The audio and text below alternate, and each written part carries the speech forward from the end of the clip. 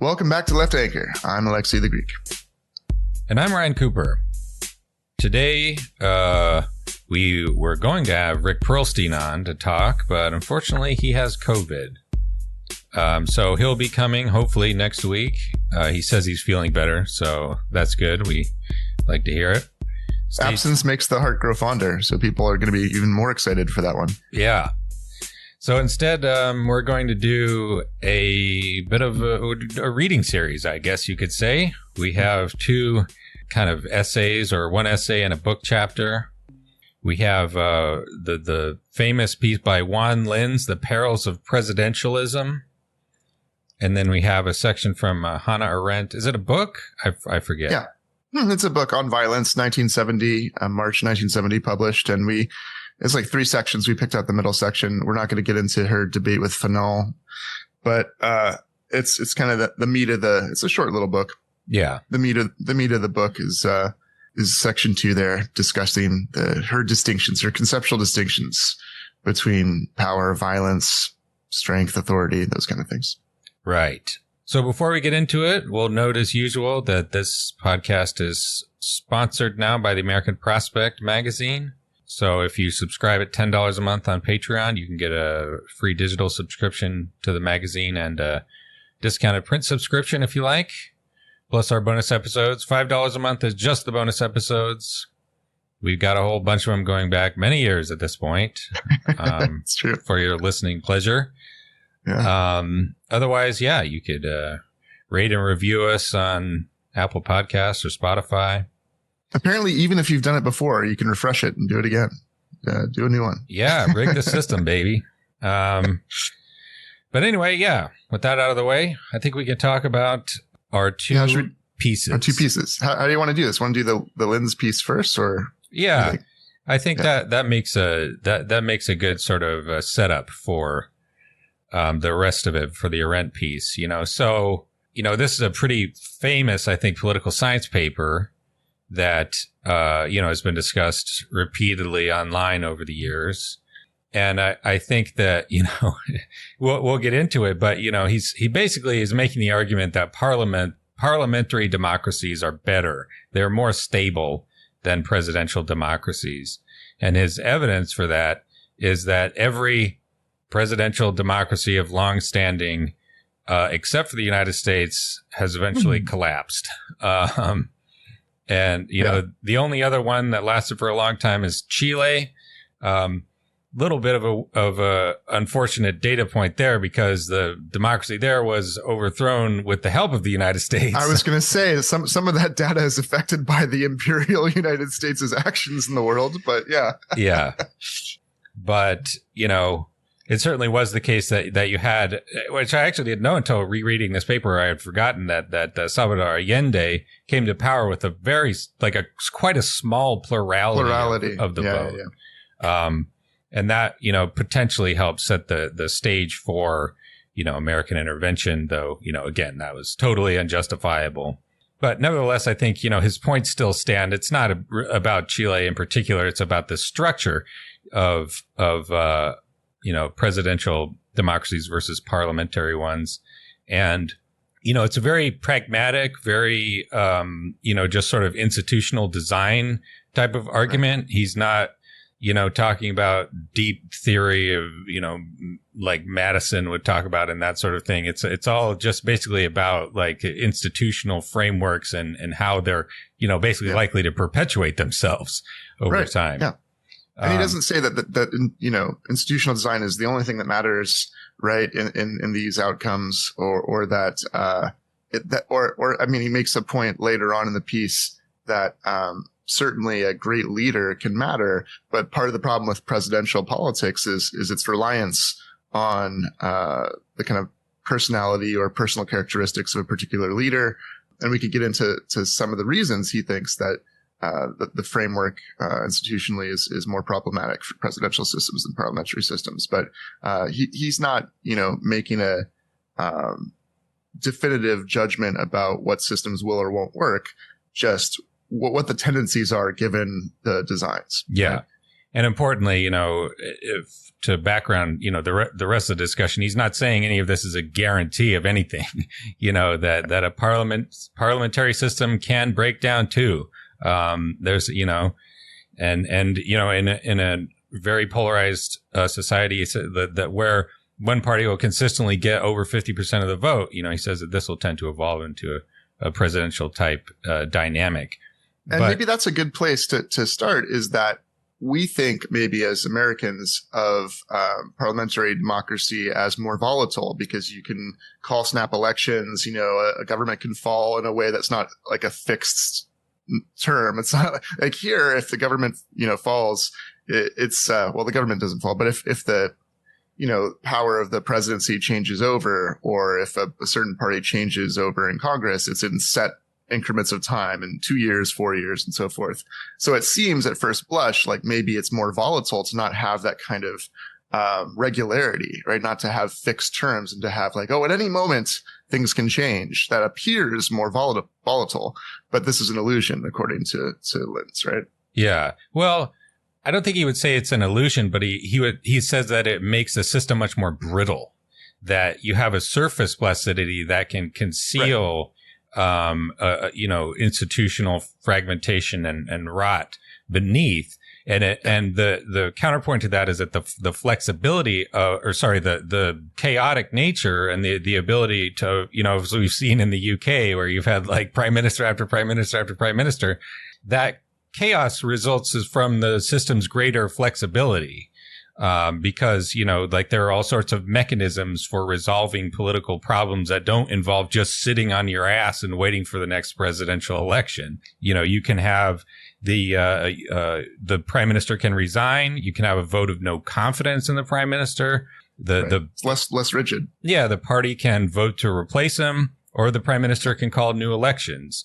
And so reestablish their legitimacy or lose, and be swapped out with somebody else. And in a way, that what you could call flexibility, or even if you call it volatility, that volatility is a form of a certain kind of order and stability. Yeah. Right. Because it's trying to address problems. Right. Yeah, exactly. I mean, the problem with the Conservative Party was that they had fucked everything up, and so they were desperately trying to figure out some way of, clinging to power, basically. But that resulted, in increasingly desperate maneuvers that got increasingly less popular with the electorate. And eventually they had an election and they got their asses handed to them hugely. And, again, I think a lot of people would look at the UK and be like, well, look, the Conservatives have been running the show for like 14 years and they fucked everything up. But, that is because they won the elections. They won in 2010 right, and they fucked everything up. And then they won again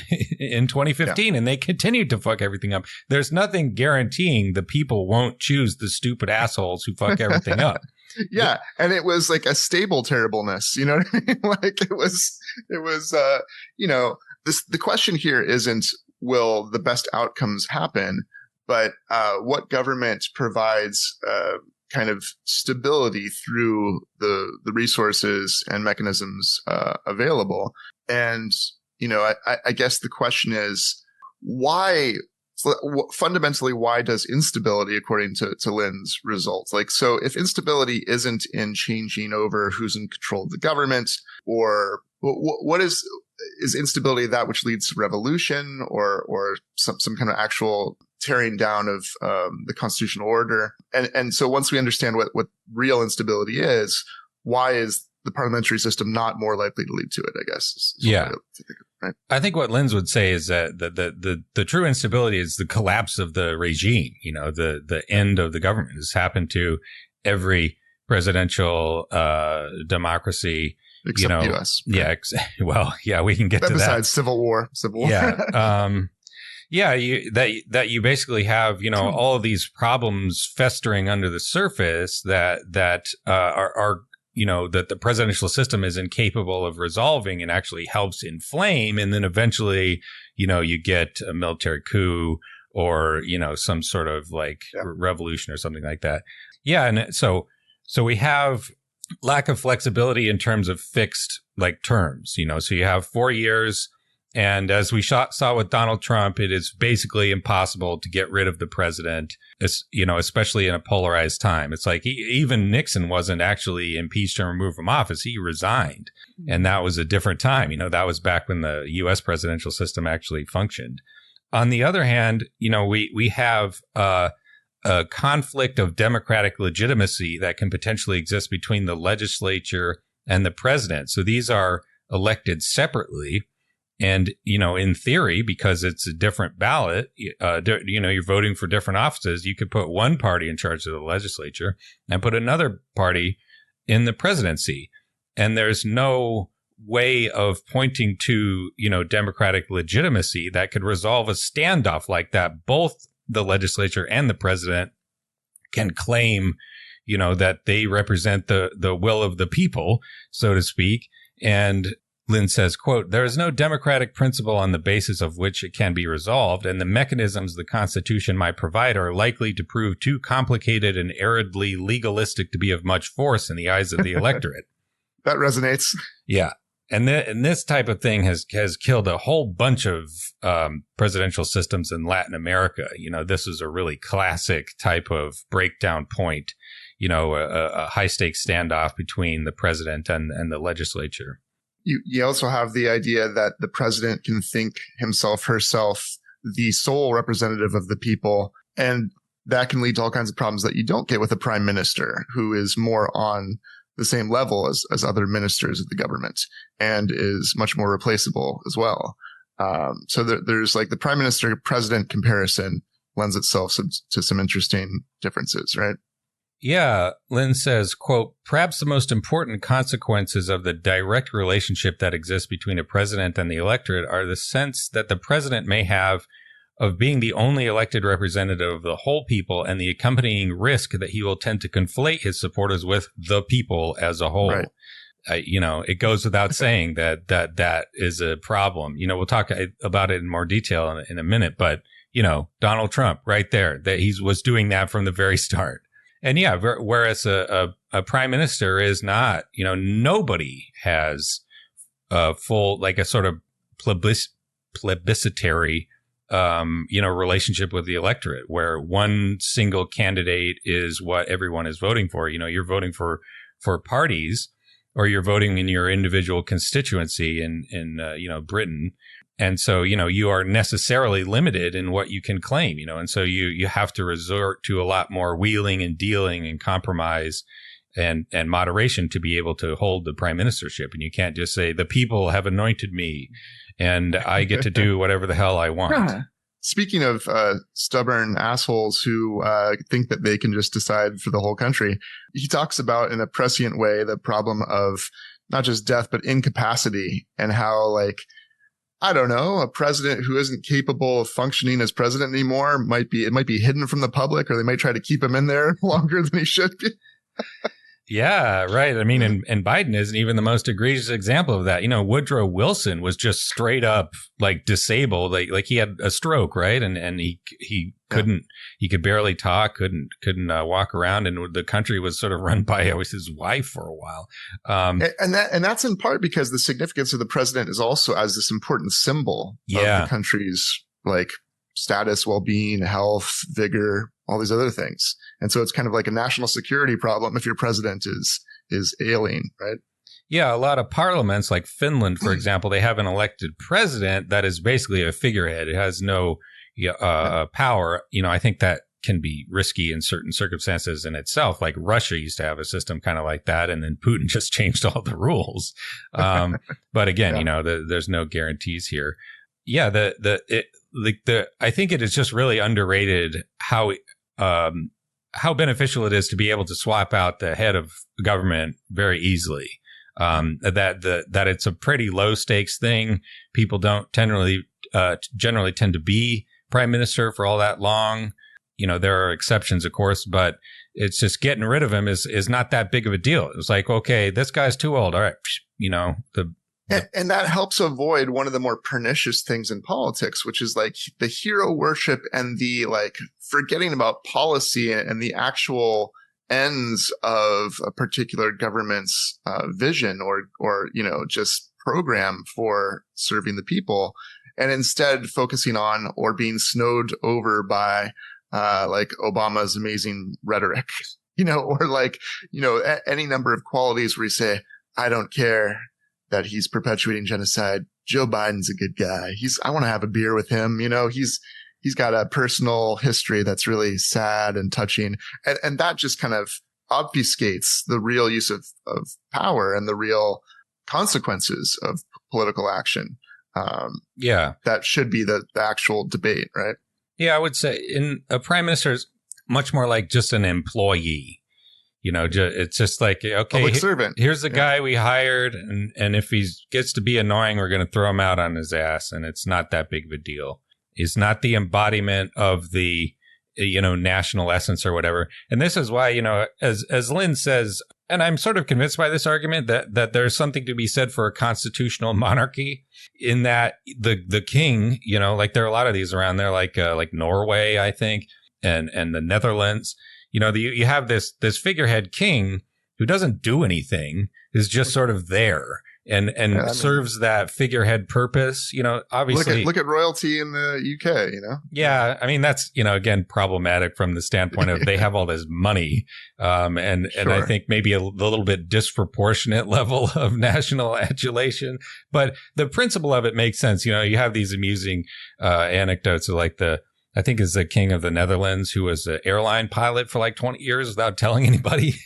And he was just like, well, I ain't got anything to do, so I figured I'd make myself useful. I feel like in the States, our royalty are like celebrities like Beyonce and Taylor Swift and other, kind of culture icons that serve the kind of that ceremonial role of, we're proud of what they do in the world. Yeah, athletes, the national LeBron team. James in the Olympics. Yeah, exactly. Yeah, that's probably even a healthier thing than insofar as you need this sort of like social glue, something everyone can look up to. In theory, I think a lot of different types of people could serve that purpose. The presidential sort of zero-sum winner-take-all thing tends to enable basically entryism from extremist parties, because if all you need to get is a plurality of the vote, like you are incentivized to just shore up, your far flank as much as you can and rely on everyone voting against the other guy to push you over the finish line. That's not, that can happen in parliaments too. You see this in Israel, but though I would argue Israel is not a democracy, in democracy, everyone has to have the vote.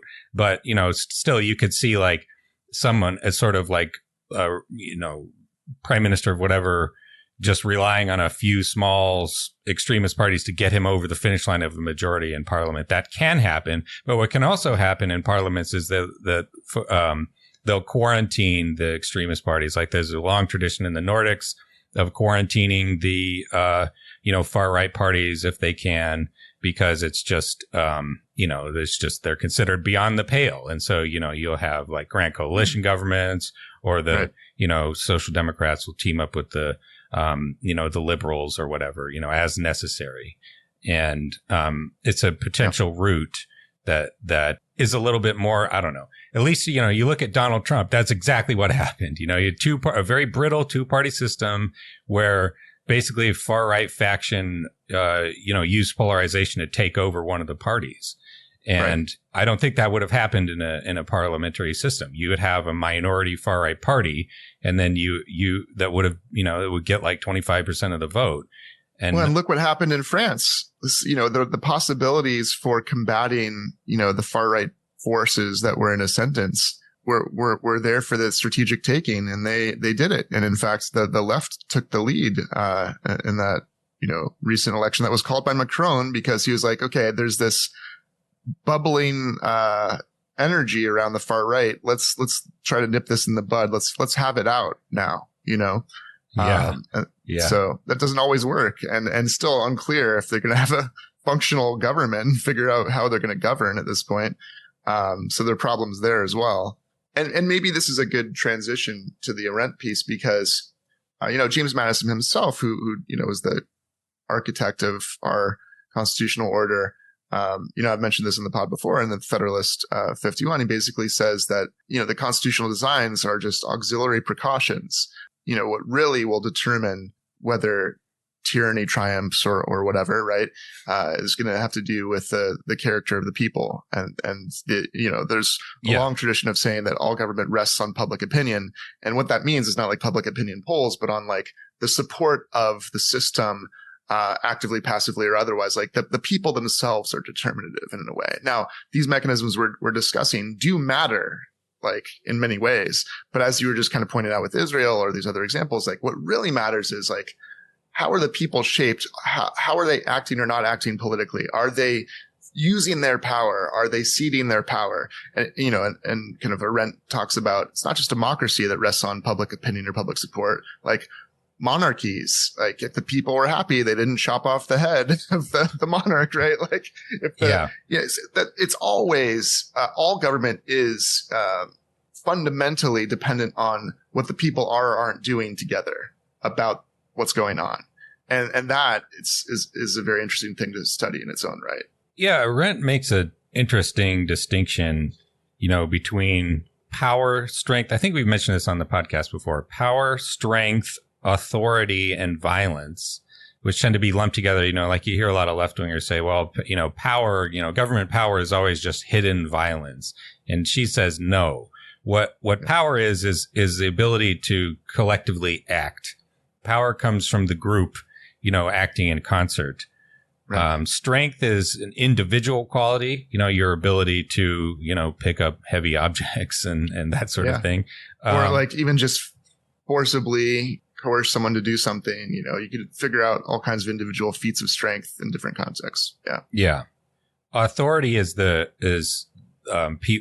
respect that people have for, a person or an institution, the office of the presidency, that sort of thing. It's like obeying or respecting an office or a person without needing coercion or persuasion. Just de facto, it could be, a parental role, it could be a priest, it could be a political office. But the nature of the office or the role is often what you respect and defer to, but it can be lost.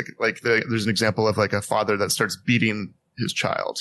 Yeah. Something like that. Then the respect that is normally conferred or the obedience that's normally conferred because of the role is lost. And we could get to this, but there is a always salient example of student protesters having the police sicked on them.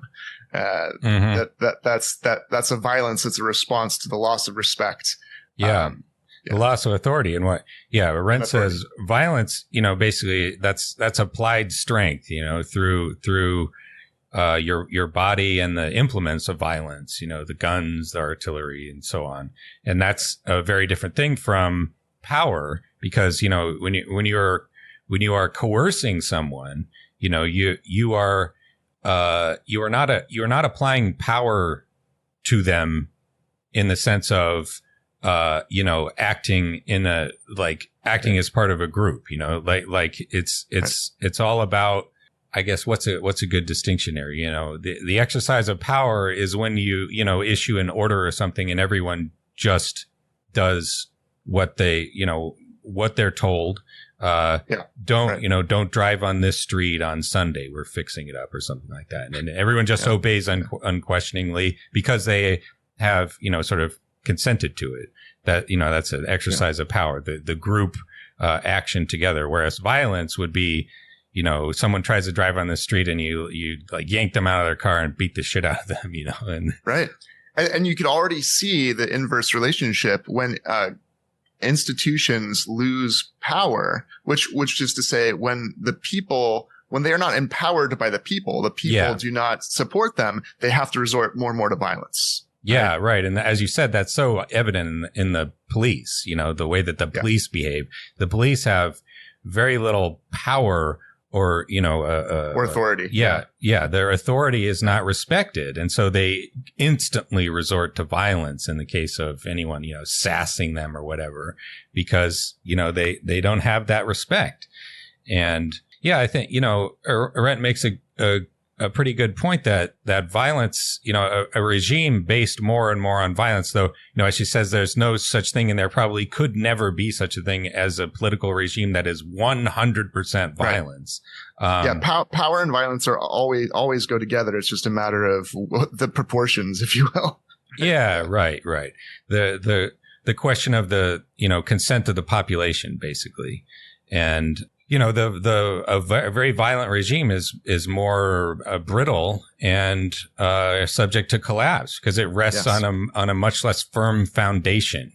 When you have to, like, I was reminded, on the coercion point and traffic when I went to Finland. They have these speed cameras all over the place, very theoretically coercive in the sense that, like, they will bust your ass, and they have a graded income-based fine system so that if you make a lot of money, they can ding you for hundreds of thousands of euros.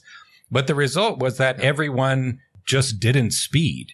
It wasn't a case of, the tickets being constantly mailed out to everyone and forcing them on pain of lawsuits and whatnot to pay. It was just that, no, everyone accepted the rules and everyone did, with rare exceptions. But it's just like the driving culture in Helsinki was totally alien to me coming from Philly, where it's just lawless anarchy everywhere. And just, just like one of those Grand Theft Auto mods where all the vehicle speeds are turned up to 1,000 and everyone's crashing into light poles all the time. Now, there's an interesting thing. I was just thinking about the Scandinavian norms. So there's this interaction between laws, policies, and the norms that result.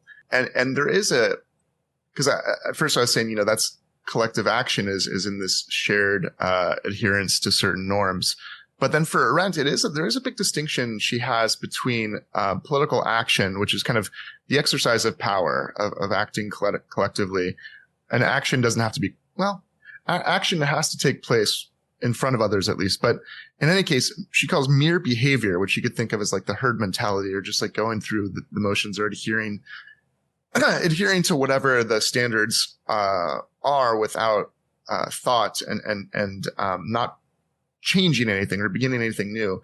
That behavior is not political in the way that action is, because action disrupts and starts things anew. And there's a sense where, like, some behavior could be good because some certain status quo norms are very helpful, like adhering to certain rules of the road and so forth. And this is the other thing. These are not normative categories where it's always, the use of power is always good in how it's used, or sometimes violence is actually the thing that's necessary, right? She notes. And so you can't code them that way. And sometimes behavior is good in the sense that, like, everyone wearing clothes is typically a norm that's let's keep that one, it's like, but if you look at a few examples, let's think of like the Trump assassination attempt, the student protests, and maybe like Biden being pushed out. Actually, let's take Biden being pushed out. Mere behavior would have been, as she says, kind of, here's a quote from Arendt. It's the function of all action, as distinguished from mere behavior, to interrupt what otherwise would have proceeded automatically and therefore predictably, right? So the normal thing, the behavior in the Biden situation would have been to just like let the process continue as it normally would. Like, the candidate that won the primary is going to be the nominee and he's the sitting president. And normal behavior would be to just shrug the shoulders and kind of play along with that, right?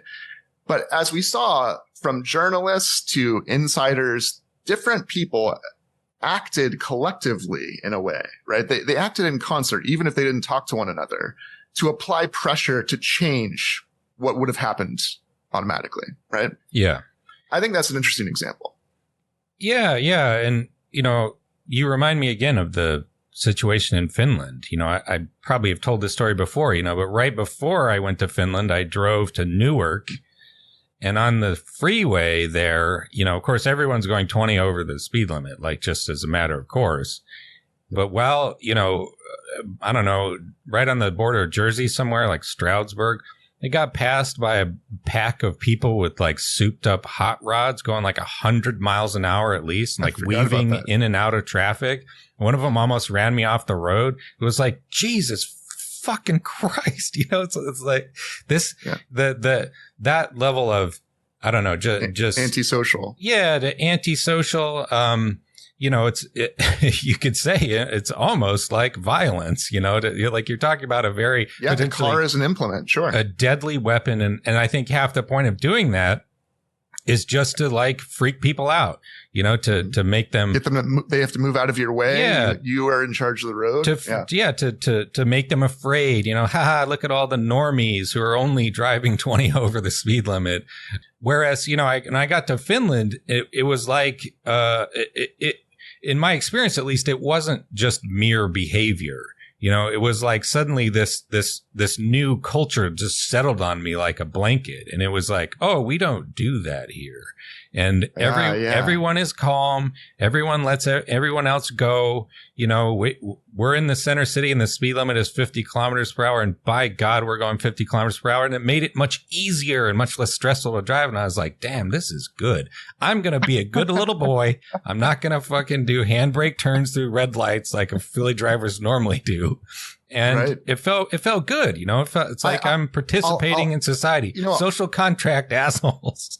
No, and that is people acting in concert. I think that's true, actually, because so another example that's similar. I was in Germany, and in their saunas, they have very kind of like strict rules about. First of all, I think most of them, at least the one I was in, you have your robe and no swimsuit because it would like interfere, like the sweat from the swimsuit. If goes on the wood, it would kind of like make it dirty, and then you go in the pool. Anyway, so it's all nude except for when you're walking from sauna to sauna or from the pool to the sauna, whatever. Anyway, you have your flip flops or whatever. You don't take them in. You leave them outside, right?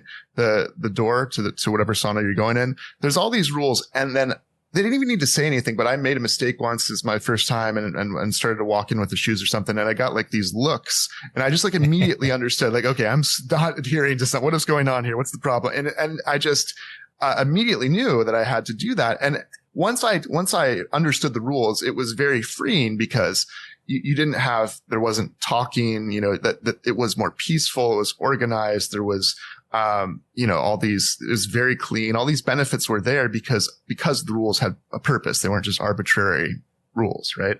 And then I remember I was in, a hotel in a different country that just had a tiny little sauna room in the hotel. And these Americans like came through, like loudly talking, didn't care who else was in the room, were just like oblivious to the whole situation.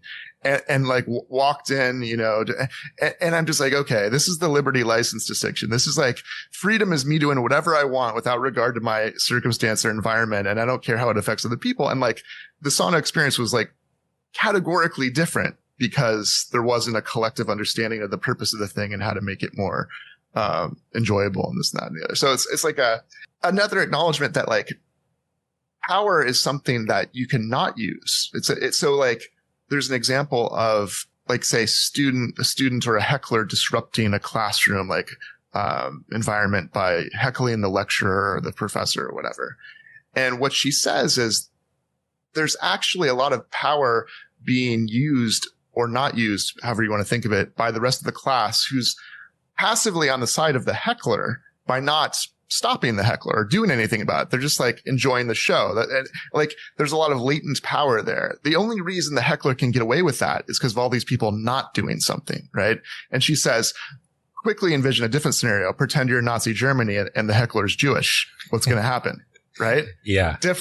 Different outcome entirely. And so that just shows that a lot of things that seem like it's really just this one person, there's a whole bunch of power being, used or not used in a way that is actually kind of important and is a kind of conscious decision even, right? Yeah. And I think, to turn back to the Linz essay, I think where you can connect these up is that the United States is having a sort of a crisis of power and legitimacy where, it's funny, a big through line through the essay, as I mentioned, is like, well, except for the United States, except for the United States, except for the United States. And in 2024, I think the essay was written in the early 90s. It was adapted from a lecture given in the 80s. A few decades ago. Yeah. Every single one of the morbid symptoms that he talks about is now present in the United States. And in fact, I think it's actually worse than he lets on. Like we have Right. one of the worst designed presidential systems. For instance, like we don't have popular vote for president. We have the electoral college, which is insane. You can win not even with a plurality. You can win with fewer votes. You can win theoretically a 100% turnout election by a 4-1 loss in the popular vote. And then when you have these corrupt Supreme Court justices doing their crazy dictatorial actions, right? It's almost impossible in the system to do anything about that because they have these life terms unless you can impeach them or unless you can do like constitutional amendments, which are basically impossible given the populace and the divisiveness and polarization.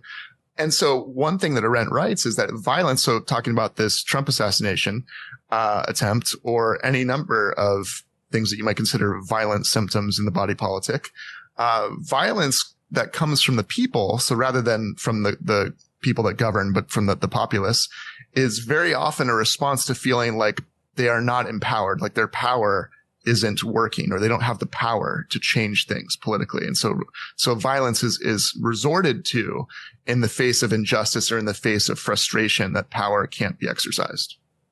Yeah, I think that's right.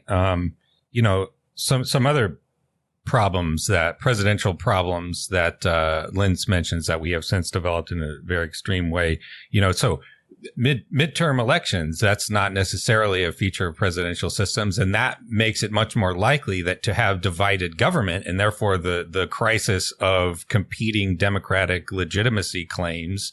That's almost every midterm election results in one or the other house of Congress, changing hands between parties. And one consequence of that, not the only reason it happens, but one consequence of that is almost total breakdown of the normal legislative process. Used to be time was like 50 years ago, you had your 12, basically routine legislative bills. You do your compromise and then they're passed in a timely fashion. Now that never happens. It has to be a mega omnibus, one huge massive bill with everything in it. Yeah. One giant bill, 3,000 pages or whatever that gets rammed through at the last second when everything's about to fall apart. And, as a result, all sorts of shit gets squirreled in there. But it's just, it's emblematic of, as you said, the duly constituted power. Like this is how we are supposed to act, collectively, how we're supposed to exercise our group power. And it just doesn't work. I mean, it's not completely broken down. You do get the omnibus legislation, but like the government's shut down repeatedly. We've almost breached the debt ceiling multiple times, which, by the way, that's another consequence here. Like there's in parliamentary government where it's much easier to pass laws. One thing they do that's, I think, quite important is housekeeping. You don't have shit that's just lying around like the debt ceiling for 70, 80, 90 years. That makes no sense. Completely insane. Not how it was originally intended to work at all. But they just don't do it. They don't rationalize the federal agency structure, which is just this absolutely insane tangle of complexity. By the way, Arendt says that rule by or bureaucracy is rule by nobody, and it's and it's the worst form of tyranny because there's no one to blame or basically. And this is something that capitalism is great at producing, right? Like dispersing blame for the outcomes. Yeah, blame our subcontractor who's doing our customer service. They speak English. It's ChatGPT.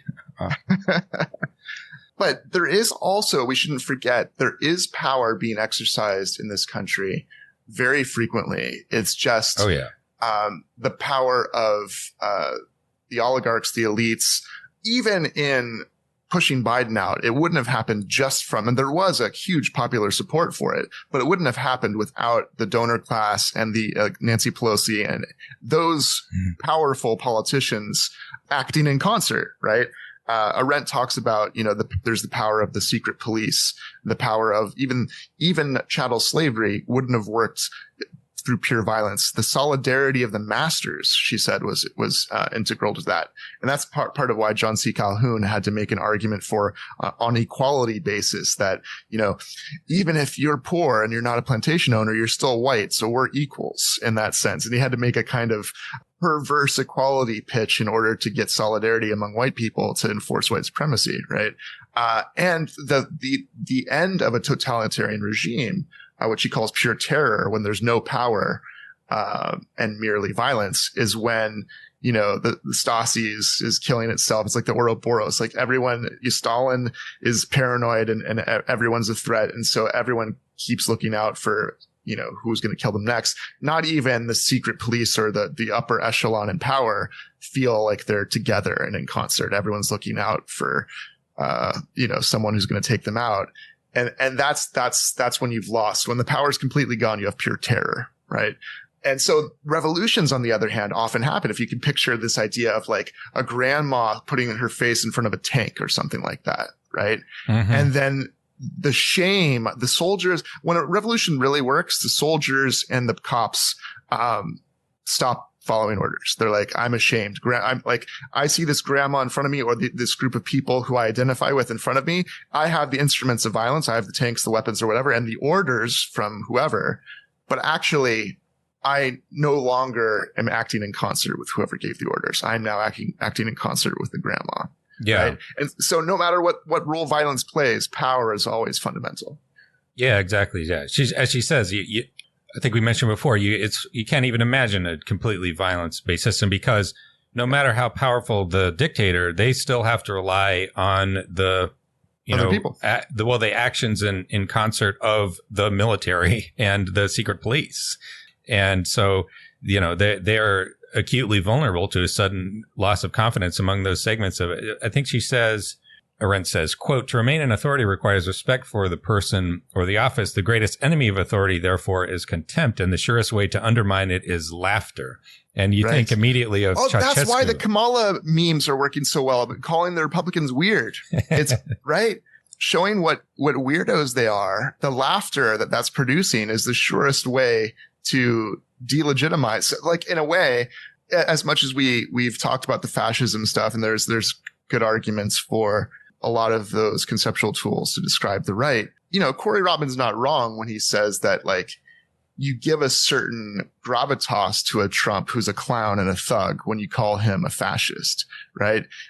He's not nearly as capable as a Hitler. Let's be honest, right? Although Mussolini was a clown, but to laugh at these idiots and call them weirdos is a kind of way to sap their power collectively, in a way, right? Because it takes away the reason why they should be supported from people that we think of as crazies or whatever, because, you know, they might enjoy being seen as powerful and fascist or whatever, but no one enjoys being made fun of. A fascist regime relies on, you know, consent and can obtain, you know, Hitler was very popular for a long time in Germany. And one reason was this aura of, you know, hyper confident masculine energy and, you know, fixing the problems, making the trains run on time, all the classic cliches of fascist propaganda. But, you know, a way to undermine that, you know, to point out these people are all fucking stupid, you know, like that, you know, even Hitler, you know, Nazi Germany's economy was a mess. You know, the whole fascist bureaucracy was a complete, just utter disaster of incompetence and corruption and profiteering. And from stupidity. Yeah. Ruled by a bunch of degenerate freaks. And it does grant which is why the myth of we're so great, we're the greatest ever was so important. That myth had to kind of obscure all those realities, right? Yeah, I think the way is to say that, you know, fascism is very dangerous, but it's dangerous in part because these people are so stupid and incompetent. You know, it's like, oh, Hitler, the master strategist, let's invade Russia just like Napoleon, you know, like that. And this is why Arendt's ideas are so important about democratic citizenship and the idea that people need to, like a plurality is necessary for true political judgment. You need different perspectives and people who want to argue and debate things in a way that, like, makes judgment not simply deference to a person, a party, you know, not mere obedience to authority, but actually like thought and action that is done collectively. And that's why she says, like, so power and violence are not just different, they're opposites. And she says extreme power, if it existed, would be all against one, and extreme violence would be one against all. But where violence is instrumental in its nature and has to be justified because it's an instrumental thing. It achieves a certain end, which is the rule by this person or whatever, the dominance of the master race or whatever the end that justifies that instrumental action is. Power is an end in itself, which is a way to think of democracy. Like power is you don't need to justify it. It's the continuing condition of the political sphere, which has specific goals within it. But it's not like once we achieve this goal, politics is over. We did it, right?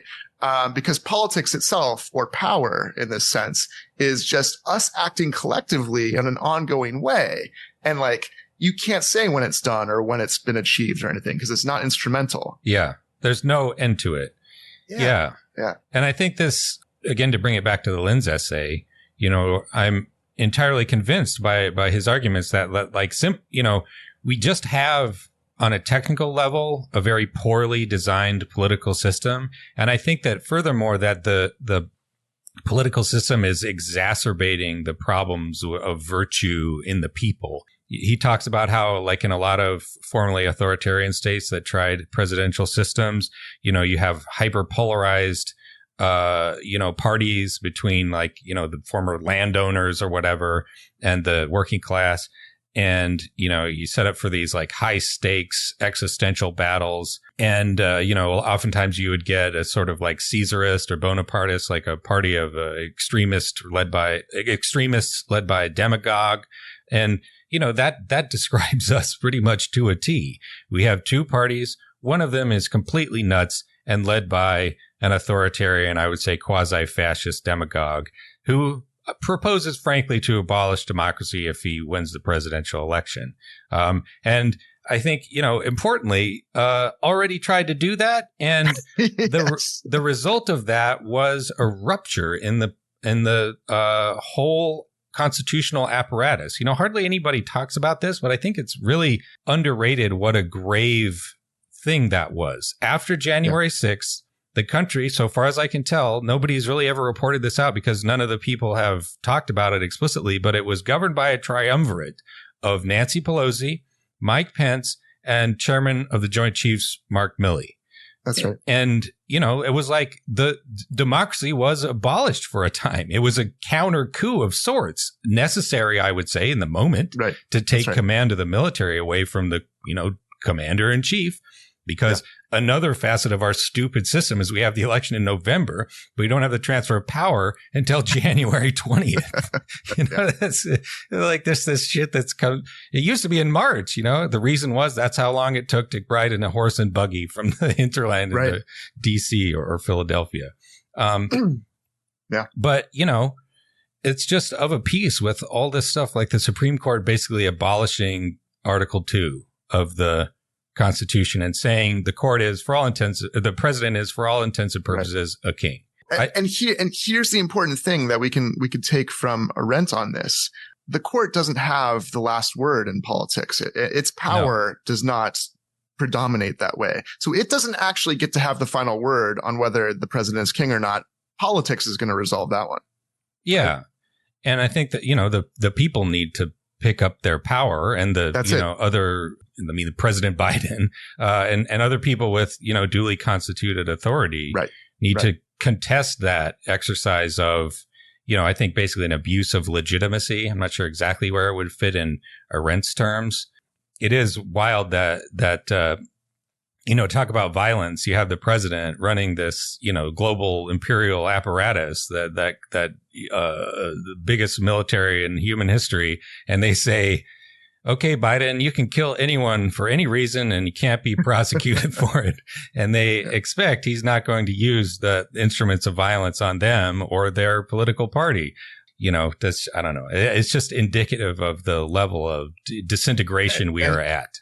And maybe that's because the power the elites have from acting in concert, where they have this, the same way that Obama said, I'm not going to go after the Trump regime for their war crimes. Yeah. There's a kind of the Bush regime. Tacit. Yeah. Yeah. There's a tacit, we, the elites, and we, the oligarchs, are going to protect each other. And that's why it's such a big deal when you do get a conviction of a Trump or a Harvey Weinstein, or, because, when Arendt writes that in domestic affairs, violence functions as the last resort against criminals or rebels, that is, against single individuals who, as it were, refuse to be overpowered by the consensus of the majority. Note that criminals and rebels here, that is a very politically flexible term, because it doesn't typically apply to the powerful and the wealthy, right? Like the who is criminalized or who's considered a rebel, the students, the poor, the whomever, right? That's the system determining who needs to be coerced into doing what the system wants. Whereas we have a literal criminal, convicted criminal in Trump, but, violence isn't being used against him in any way, not even to put him in jail. Because of how our political power is used to determine who really is a criminal and who really is a rebel and who really does require violence to be used if they don't go along with what the consensus is, right? Yeah, you have, and what I think it all comes down to a breakdown in both the instruments of power and violence, because you have, I think on the one hand, America, I mean, just look at our prison system. That's evidence of power not working as it should, as it could if you look at other countries. That the courts and the police are constantly resorting to violence to deal with troublemakers or, whoever. Because, there's a huge swaths of the country that just do not accept, that they rebel against, for whatever reason, that they commit crimes, or they're, railroaded or framed or whatever. But, just 10 times as many people in prison per capita than the comparable democracies. That's just evidence of that. But then by the same token, as you say, when the use of violence is absolutely, like this should be the time when the last resort is, has been reached. You have a president who tried to overthrow the government and end democracy. And then suddenly everyone's just sitting on their hands, listen to our episode with Michael from 5 to 4, but it's just these just pathetic dithering for 3 years before anybody got their asses in gear to nail this guy. If you're white and reactionary trying to overthrow the government and, kill Mike Pence, that actually doesn't require the violence of the system. That's consistent in some kind of way with the political consensus by those that actually run the show. Existing while black, however, that might get you thrown in jail, or, just not conceding power to the wealthy and protesting genocide or any number of things. And this is the breakdown of power, right? Because that's not going against consensus. There's no consensus there. That's going against the kind of minority rule of those who want to use violence to override power, right? That's being exercised democratically. And that's where you really see the shutdown of speech, or the kind of typical authoritarian moves to shut down protest and assembly, and crack down on journalists and try to say fake news. All of these moves are trying to squash power, because how can you act in concert when you can't speak to one another or read about what's going on or assemble together? Like this is another obvious way where you see the kind of fascist instincts to use instruments of violence and the power of the instruments of violence that the state has, especially, is in its essence the most anti-democratic thing there can be, and that's why that leads to instability, right? When you have protests that are not just coded as peaceful, but not, cops aren't cracking skulls. They're allowing voices to be heard and dissent to be heard. When you have the ability to actually learn about what's going on and influence and change things, that change might be volatile, but that is a kind of stability that violent regimes don't have. Yeah, I think you see from elites in all corners of America, from, university presidents to the police to, mayors and so on, basically a tacit perception that they don't have legitimate power, and that that at any time the power of the people or minority of protesters might come up and threaten the structure of their position in society. And so they more or less instantly resort to violence to make people shut up, and stop exercising their power. Whereas if sometimes it works. It can work sometimes, especially if the rest of us who aren't the ones protesting, and we could watch it and observe it in two ways. We could say, that's a bummer. Obviously if we're the reactionary type, we could cheer on the cops or whatever, but we could say that's a bummer and just like let it be squashed. But as you sometimes see, if the crackdown on protests doesn't squash it, it's because other people previously uninvolved get more motivated to join and the numbers grow. Yeah. I think, you saw this in 2020 with the George Floyd protests. And I think, again, like a principal function of democracy is to channel stuff like that. When there's a mass uprising over like an undeniable, horrible injustice, it provides avenues for people to organize and actually achieve the goals that they want. And we have seen that in many places at the local level. There's been a lot of strides made. People don't really talk about it that much. Krasner's still in Philly. He's still doing good stuff.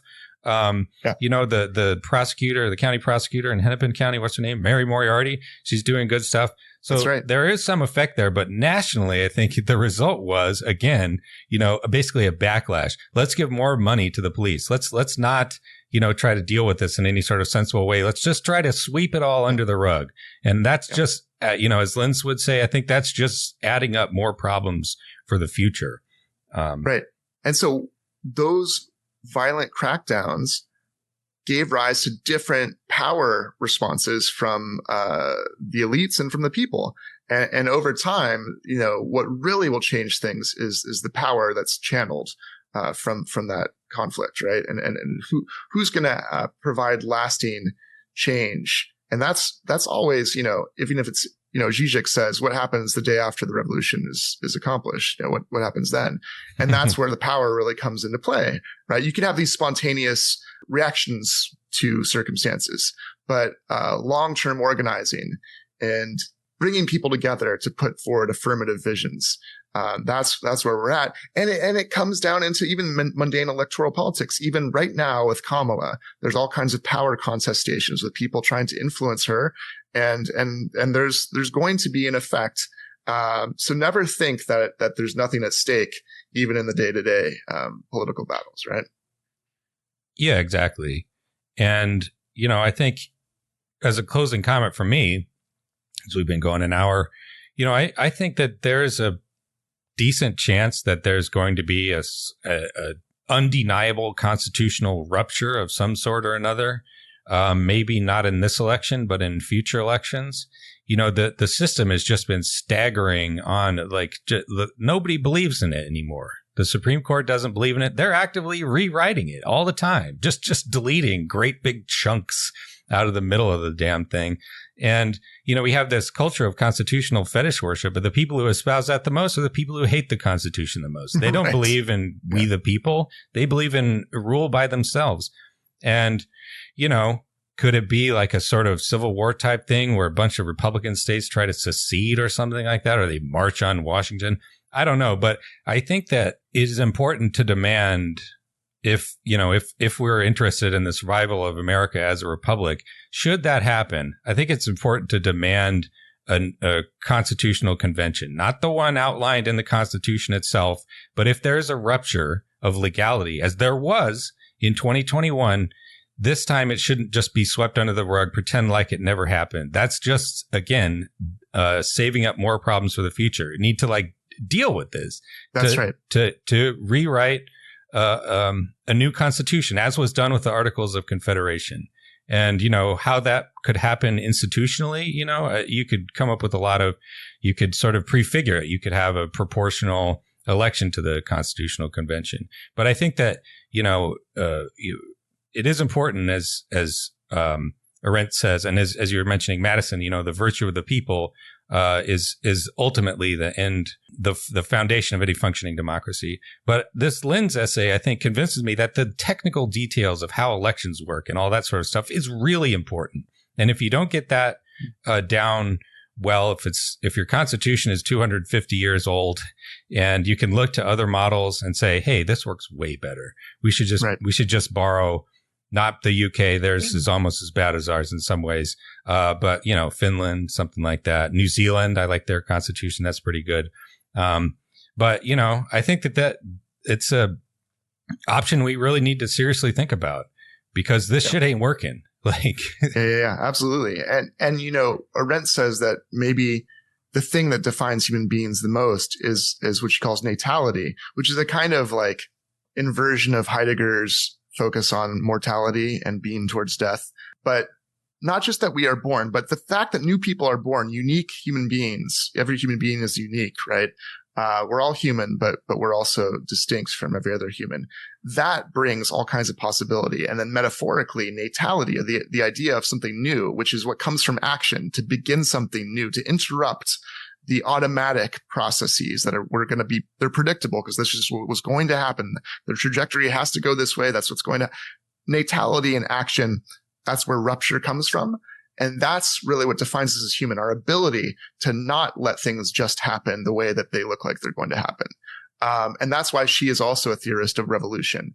And that's why, as you say, whether it's having a convention that really rethinks the fundamental structure of things, and or thinking with books like the Anti-Oligarchy Constitution, which thinks about the current system and how it could be radically transformed based on a stream of constitutional thinking that doesn't just cede constitutional thinking to the justices either, right? But you know, what really matters is that people are engaged in this process and want to demand and do something transformative. And from there's lots of resources to draw on how to do it. And have the right implements that aren't violent ones, the right designs and the right mechanisms. A lot of things around the world, like you said, that you can study and learn from. But the key thing is wanting to get people to do that together, right? Yeah, absolutely. And I don't think, you know, that this necessarily or even mainly would involve like sort of, you know, socialists or whatever. There just aren't that many of us, sadly, in the United States. But I think, you know, just anyone interested in, you know, continuity of the United States as like a functioning country with like sure. the rule of law and all of the, you know, like the treaty commitments to Europe, you know, the United States dollar, all of that shit that so many livelihoods and frankly great fortunes rely on. That is standing on a foundation of sand. And you know, you think a lot of billionaires have thrown their lot in with Trump. That's a risky strategy. Look at what happened to people like that in Russia. You know, they thought they could run the show. They don't. They do what Putin says, or they die, or they lose their money and get kicked out of the country. It's dangerous for virtually everybody, but especially, you know, the mass of the citizens who, you know, will have no say in the way they were governed until.